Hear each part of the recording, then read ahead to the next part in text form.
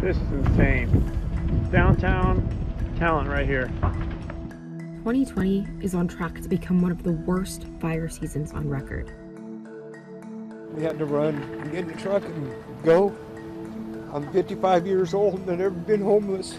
Over the last several decades, annual wildfires have become bigger and harder to contain.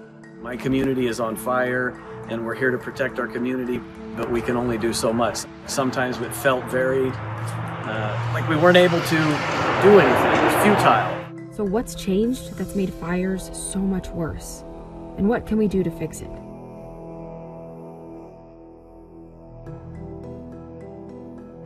Over the last 24 hours, Oregon has experienced unprecedented fire.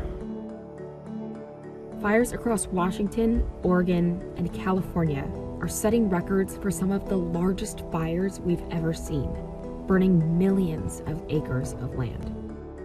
I have never woken up with smoke 3 out of the last 5 years choking my grandchildren. I've never seen ash in our cars before. The area that was burned this year has broken records. Currently, 3 of the top 5 largest wildfires on record in California are all burning right now. Last year, this time, this date, we had 5,136 fires, only burning 152,000 acres. Again, this year, 3.4 million acres, close to 8,000 fires. Large fires have occurred throughout history. There were similar ones in the late 1800s, the early 1900s, also driven by these major east wind events and drought conditions. But their frequency and the amount of damage they do has steadily increased over the last several decades. Experts say a combination of things have increased our fire risk over time, and forest management could be one of the major factors. Fire has been a part of these landscapes for as long as many of the species that we know and love in these forests have been there, and is part of the cycle of these forests and how they operate. Wildfires are actually essential to the health of forests.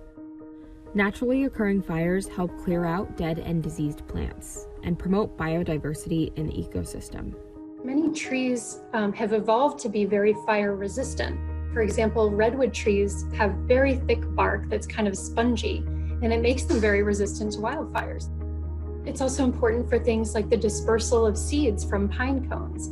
And so a healthy forest is one that experiences some level of wildfire and burning periodically. Fire mitigation efforts in the U.S. have helped keep many man-made fires from spreading out of control. It's made it easier to develop communities that are not constantly in danger. Smokey the Bear was one of the most successful ad campaigns in history, right? Only you can prevent forest fires.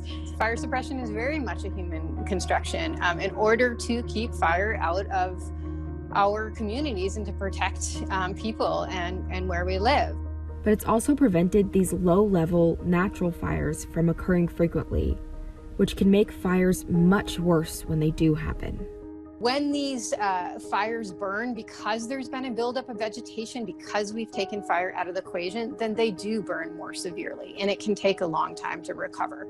And so now when fires do occur, they can potentially be much more severe than they would have been historically, when frequent fires would have been coming through and removing a lot of that fuel every time a fire would come through every few years to decades.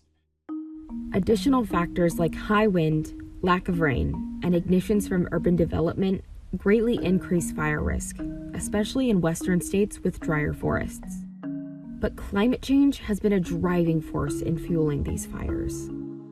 Research has shown that since about the 1970s or 1980s, climate change has caused the area of wildfires that burns in the western U.S. to double.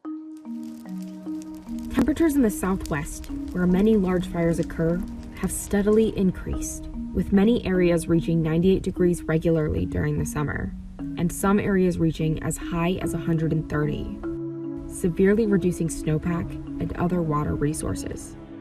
As the climate warms and as the conditions become warmer and drier, we are increasing the probability of fire to occur in a lot of these locations. It's basically drying out the conditions on the land so that when you do get an ignition, a fire start, whether that be from fireworks or lightning or whatever the cause, these fires can really take off because the vegetation is dry. While smaller controlled fires may help forests, the damage caused by these large fires can decimate them, and climate change reduces their chance of recovery. In some systems, it can recover quickly, 20 years or so.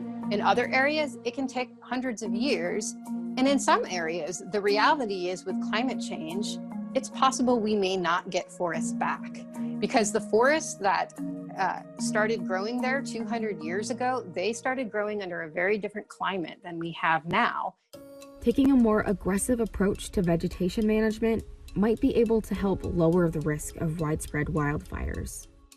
Officials have recommended prescribed, controlled fires that can help clear out fuel buildup.